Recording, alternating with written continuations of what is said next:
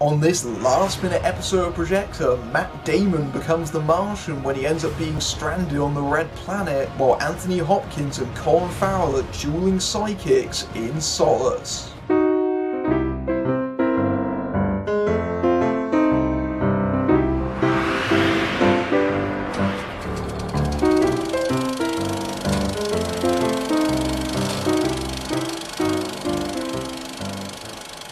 Hello and welcome to this more informal episode of Projector. Basically, I spent the last month or so trying to post all my old content, 5 years and 370 plus videos onto a new video host, and I've finally managed to complete that. But of course, that's left me very little time to actually script this, so I'm going to be discussing these movies in vlog fashion. And of course, first up today is The Martian. When a storm hits the site of NASA's manned Mars mission Ares 3, the decision is made to abort, but in the process of evacuating to their ship, botanist Mark Watney, played by Matt Damon, is struck by debris and is left behind, presumed dead. But Watney is very much alive, and now he's stranded on a planet with minimal resources and has to figure out how he's going to survive long enough to be rescued, which could be up to 4 years. Meanwhile, back on Earth, NASA, led by Jeff Daniels and Chiwetel Ejiofor, must somehow devise a way to bring Watney home before time and supplies run out. So The Martian sees Ridley Scott back in space again after the rather lamentable Prometheus, and after a few bad outings from him, like The Counselor and Exodus Gods and Kings, it's actually something of a relief to say that this is a really enjoyable movie. It's probably Ridley Scott's best film in a couple of years now. And that's actually quite a nice thing to say. I don't really like bashing Ridley Scott's stuff. I think Ridley Scott's a very solid director when he's given the right material and he knows what to do with it. And in this case, I think he's done an excellent job of adapting Andy Weir's book for the screen.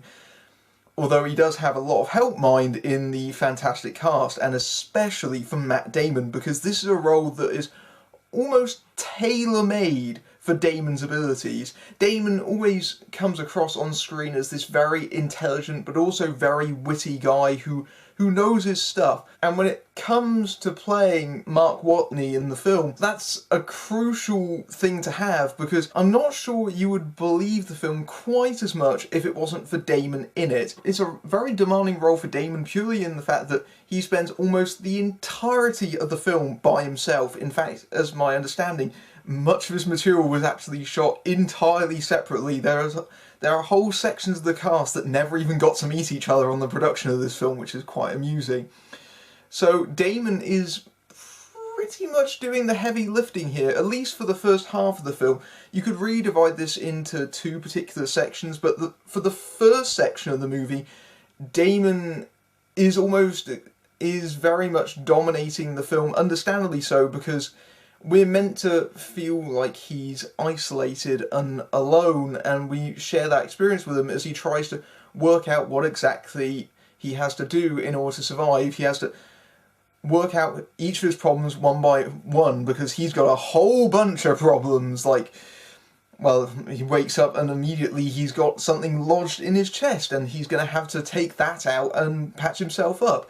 Of course, the next problem then is that he has to account for how much food he has left, and then he has to try and work out how much food he can make for himself, and so on and so forth. The film escalates in that particular way, and is really enjoyable to watch Damon at work. He's a very comfortable presence, and he's a very affable one. I think part of this comes down to the relationship that we have to Damon on screen, because while we learn a bit about Watney in the film, there's also very much a character that's not outside Damon's traditional wheelhouse in terms of his ingenuity that was very much mined for the Bourne films, for example. There is an attempt at trying to get some real scientific explanation to how he does this, especially in terms of his botany and especially the scientific elements.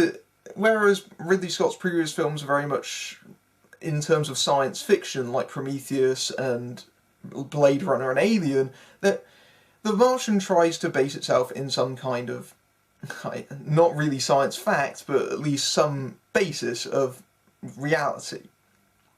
And that I enjoyed that particular portion of the movie.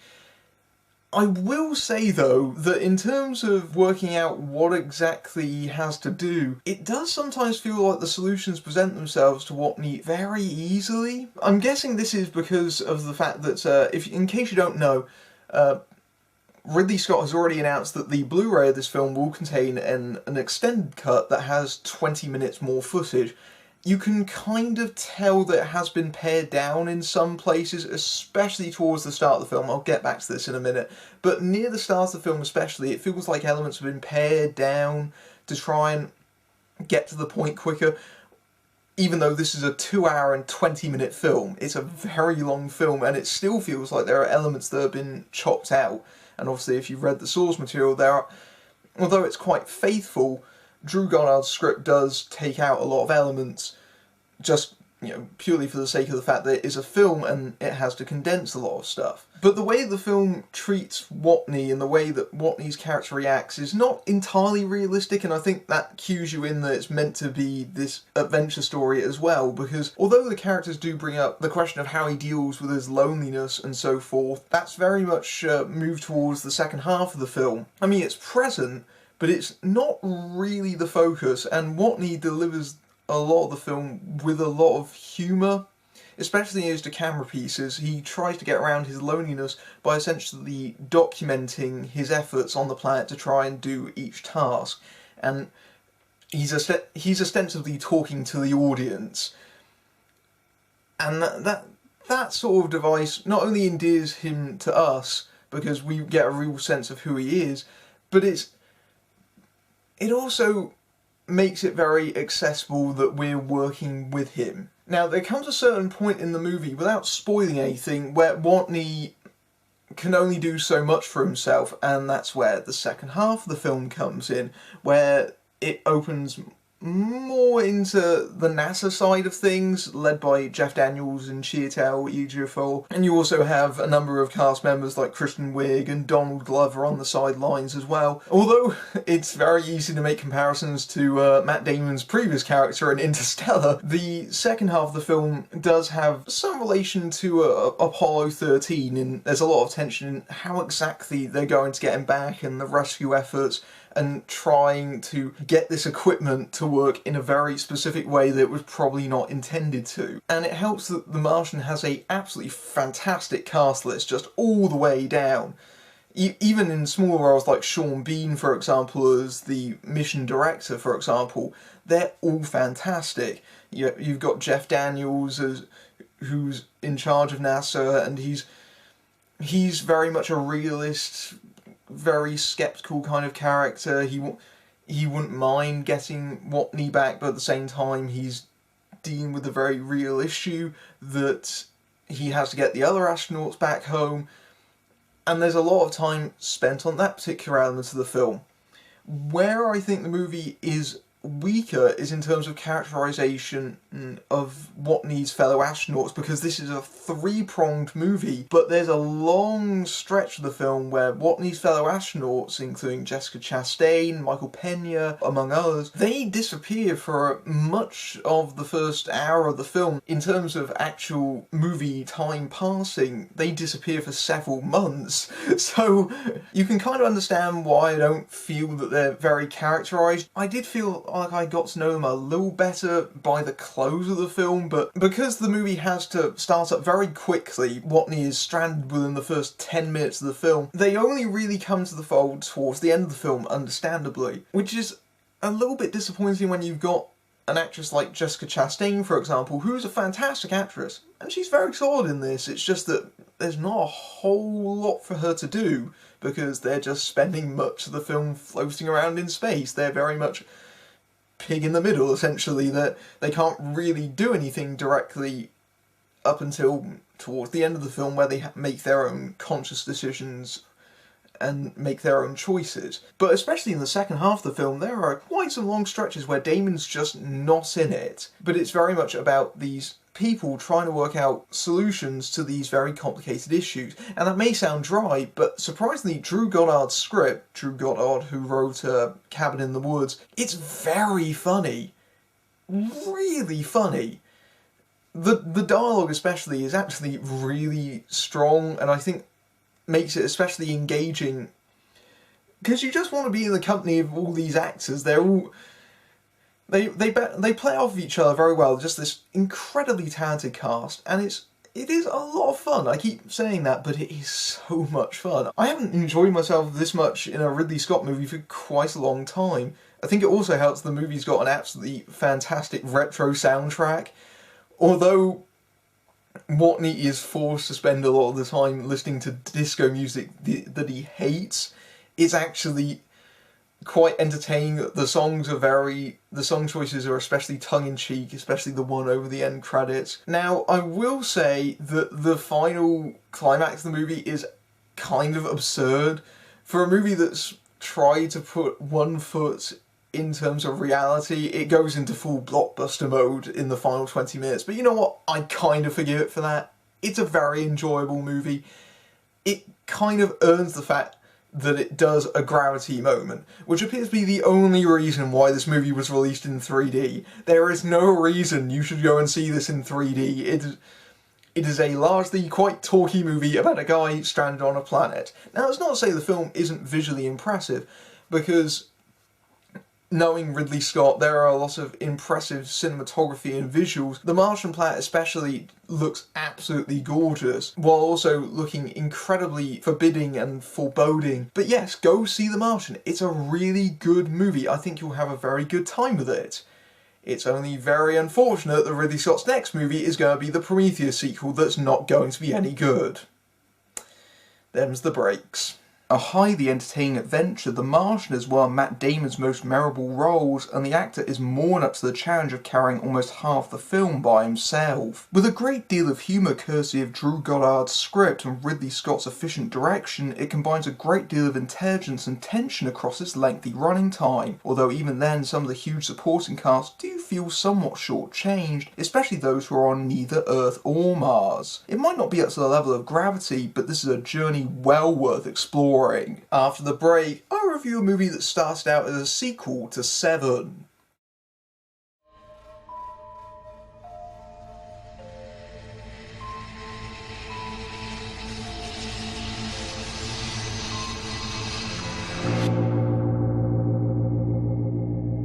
Welcome back, and I sense the next review is going to be Solace. The FBI, led by Jeffrey Dean Morgan and Abby Cornish, are baffled by a serial killer that stabs his victims painlessly in the back of the neck, leaving no pattern or DNA. They turn to reclusive psychic John Clancy, played by Anthony Hopkins, to help them with the case, who soon deduces that the killer, played by Colin Farrell, is not only a fellow psychic even more powerful than Clancy, but targets people he detects as having terminal conditions. Facing his own moral conscience, Clancy must find a way of catching someone who can see their every move. Apparently, the script for Solace started out as a sequel to Seven, titled 8, and watching Solace, it does feel like a version of Seven that has been bandied around for 20 years, had all the rough edges filed off it in that time, have been rewritten and recut and just homogenised, doesn't make any sense anymore, and now it's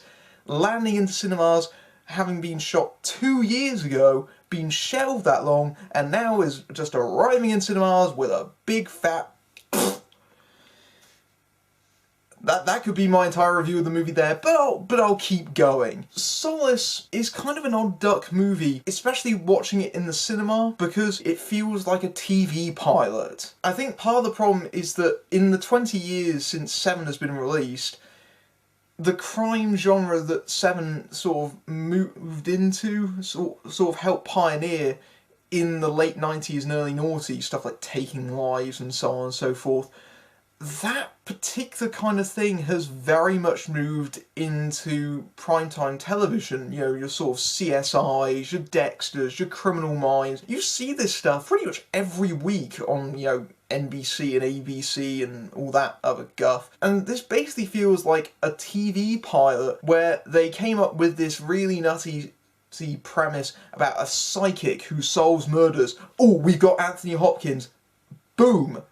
Except it's not on TV, it's on the big screen. And it doesn't feel like it should be. And it's clear that no one involved with it really has any passion for it, especially not Anthony Hopkins.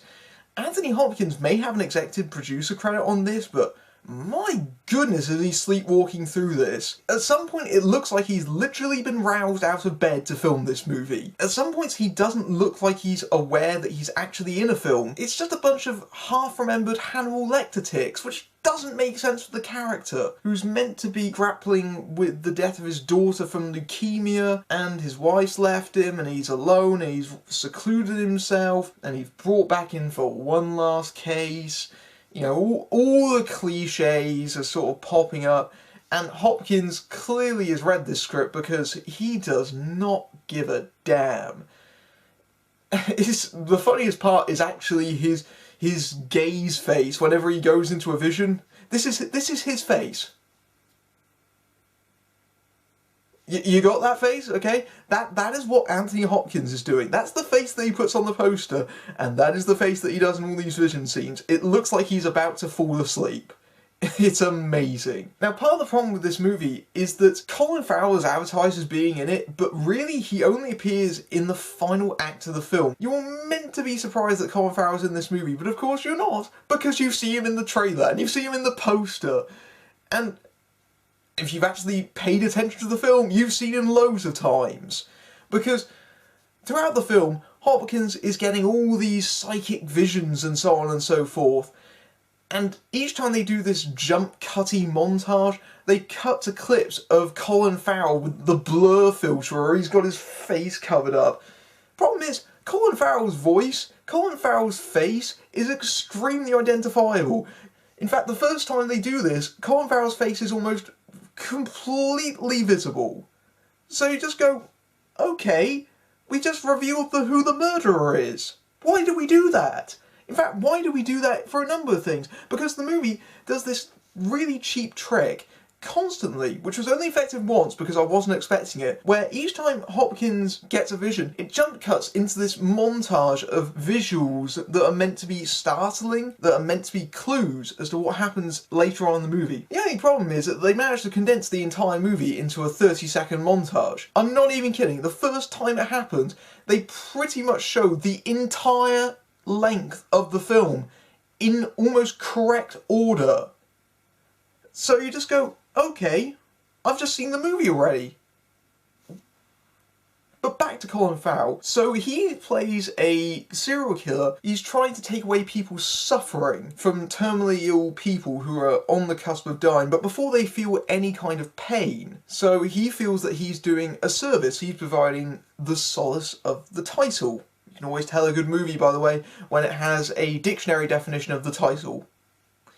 That's a good start movie, not cheap or stupid at all. So it's kind of a movie about euthanasia, because of course Hopkins has had to deal with his own bereavement before the start of the film that he's still coming to terms with. I suppose you could kind of make the argument that there is a nugget, a tiny nugget, of something really interesting here about whether it's right to prevent suffering, that it's right to... that it's a right to take away, you know, people's pain if they feel that way. Of course, Colin Farrell's character is bad because he's doing that because all his victims aren't aware that they're about to die. So you've got that argument going on there, and it's a bit of a complex issue, and it's not really suited for a movie that is just stupid. There's a scene where Anthony Hopkins walks into an interrogation room where the lover of someone who's been murdered walks in, and Hopkins has deduced, just magically, that he's gay and he's got HIV. And you just think, wow, that's stereotypical. And it gets even worse, because what they've been doing is that Hopkins has been having these visions of this ex-lover, and he's been having an affair, so we see him having sex with a woman, but when it turns out he's gay, he's having sex with a man. Did no one realise how offensive that comes across when you bait and switch? You bait and switch him being gay? And that's the problem, is that the movie's dealing with this incredibly complex issue, yet it's so tone deaf. The script is terrible. which is amazing because the guy that wrote this is actually quite prolific and actually did several films like Matchstick Men, which are actually quite intelligent. Poor Ted Griffin. Again, going back to the whole Seven thing, you can kind of understand how this might have tied in, because, of course, John Doe was doing the 7 deadly sins, and he was punishing the wicked, while also creating his sort of masterpiece. And so you can kind of tell, when this whole thing was first started 20 years ago, someone was assigned the task of making a killer that's like John Doe. And the way that Colin Farrell acts in this movie is very, very like Kevin Spacey in this film. See, the difference between this movie and Seven is that when the killer shows up, it's actually a surprise, because if you remember, Kevin Spacey had asked to have his name taken out of the opening credits. That's why he's the first build at the end of the credits, because they didn't want you to know that Kevin Spacey was in this movie, because otherwise it would reveal who the murderer is, which is defeated by the fact that this movie advertises itself as having Colin Farrell in it. And the fact they do the flash forwards and everything that identify Colin Farrell as being in it, which makes it so much less effective when they actually do the John Doe scene of Colin Farrell walking up to one of the investigators and saying, "I did it, here's my face. So glad we got to meet each other." And it has all this pseudo-religious elements that would have made sense if it was an actual sequel to Seven, but now, because Colin Farrell's killer doesn't really have anything to do with that, it's all dislocated. Like, why is he making the Christ position towards the climax of the movie?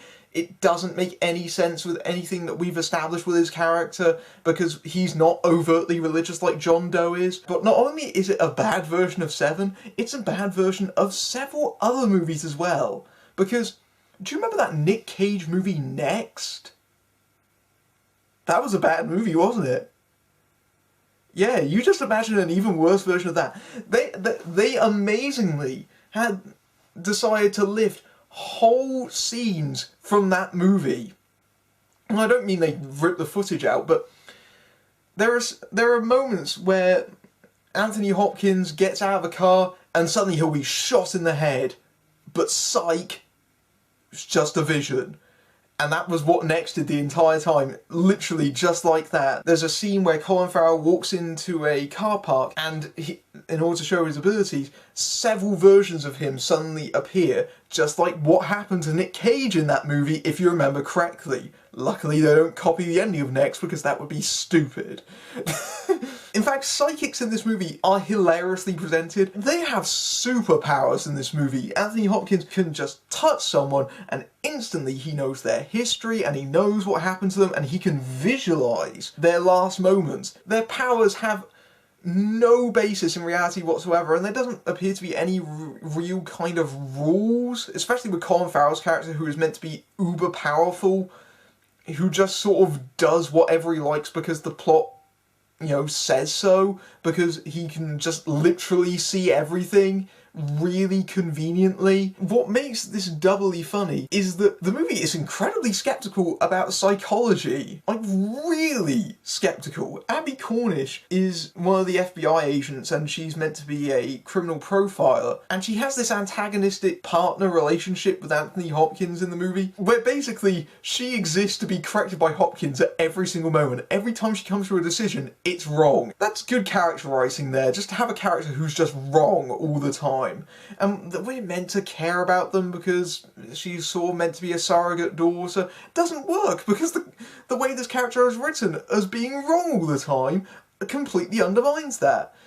I quite like Jeffrey Dean Morgan in the film. It's unfortunate that we don't get to see Jeffrey Dean Morgan in a film very often, and when we do, it ends up being something like this. You can tell he's quite dedicated to the role because of a detail that I can't really mention in this film, but as soon as you see him, you go, that's interesting. See, I can't really say what it is, because it gives away what happens to his character, but you'll know it. You'll know when you see it. This is such a waste of time. This is almost direct-to-video level. This shouldn't even be clogging up cinema screens. It's a complete waste of time. It's the sort of thing that you'll end up seeing late night on a TV channel somewhere as cheap filler, and it deserves that fate because it's just a load of other movies done really poorly, and the end result is just sort of embarrassing, especially for Anthony Hopkins. Seriously, did you have a mortgage payment, dude? Although it started out as a sequel to Seven, what would have been a very pale rehash is now just a terrible imitator that feels tired and dull. Anthony Hopkins delivers one of the worst performances of his career as he phones in his role, and while Colin Farrell is better as the killer, he's barely in the film enough to make up for it. Although it does clumsily ask some questions about morality and illness, the whole thing is largely just a silly procedural that has huge gaps in logic and pointless visual trickery that copies from other movies, some of which weren't especially good the first time around. I'm looking at you next. If you're wondering where the review of absolutely anything is, that will be the next episode after this one. That's become sort of a running gag where the next episode, I promise, ends up being pushed back due to other circumstances. Now that I've got all the videos back up, I can get back to working on new content, and I hope to keep entertaining you guys for quite some time now. Just had a little rough patch, but whew, we've made it through. Okay, until next time, I'm Matthew Buck, fading out.